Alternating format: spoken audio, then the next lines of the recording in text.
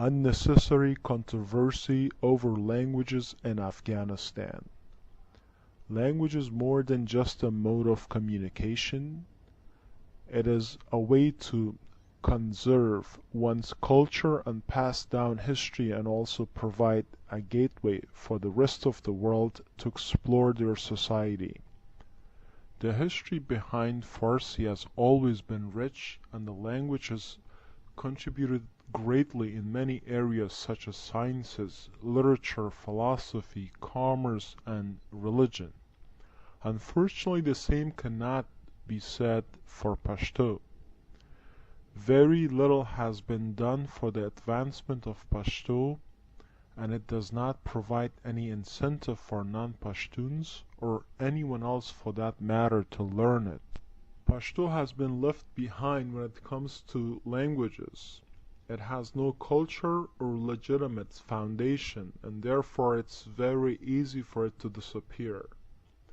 In a world that prides itself in progression and improvement, Pashto has remained the language of tribal and illiterate nomads.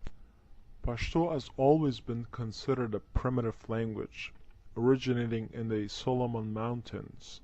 Currently, it's mostly spoken in lawless or tribal areas of Pakistan, southern Afghanistan, and is hardly heard anywhere else.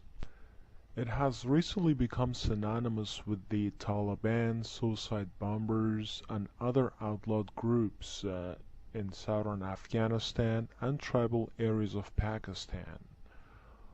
All Taliban are Pashtuns, but all Pashtuns are not Taliban.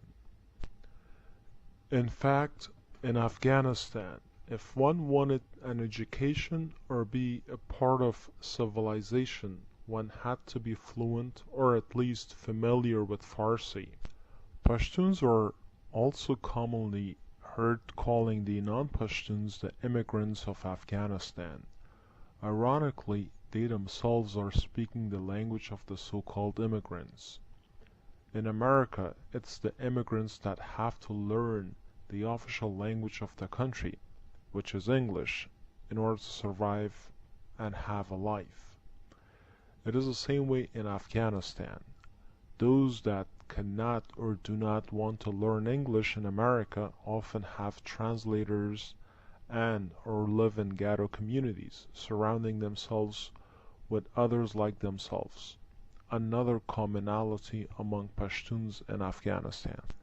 Farsi is the dominant language in the government's offices, at official meetings, in the courts, in publications, on the radios, on television programs, and especially in the areas of education. Pashto speakers often complain that their language has always been discriminated against. If only they were aware that it is their own people who have been discriminating against the language and have even gone so far as to damage it as well. The Putta Khazana has single-handedly caused more harm to Pashto than anything else could have.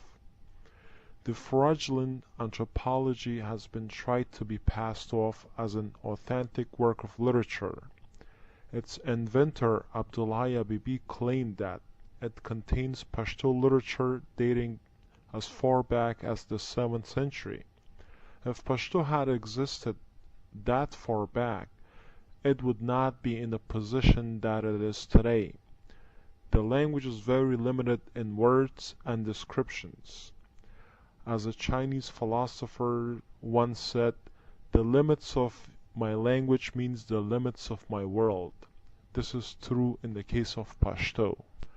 Pashto has not contributed anything worthwhile to Afghanistan, let alone the world. However, the Pashtuns force the language onto the public when their own people do not speak it. Pride keeps them from admitting that Pashto has no relevance or importance to the country except to the primitive tribes in the south and the Taliban. So great is their resentment and jealousy that they are putting pressure on officials included in the government offices, and educational areas such as schools and universities. One will notice that Pashtuns across the border in Pakistan have dropped their Pashto and their nomadic lifestyle adopted one of the major Pakistani cultures and languages. This is another example of how their own people are damaging their own language.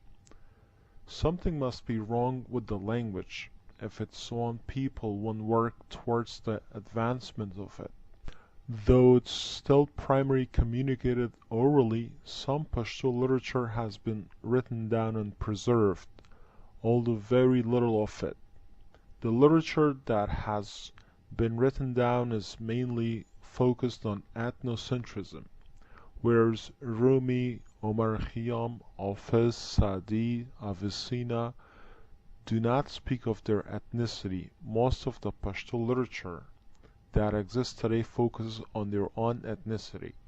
Take Khushal Khan Khattak for example. He's an icon of Pashto, or he's considered the greatest writer or poet in Pashto language by his Pashtuns.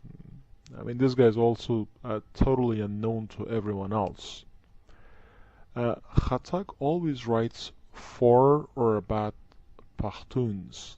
Khattak has used his poetry to curse his own people and at the same time instill a sense of false pride that has not benefited them. No one else in the world will be able to relate to Pashto literature since it highlights only the small world of Pashtuns.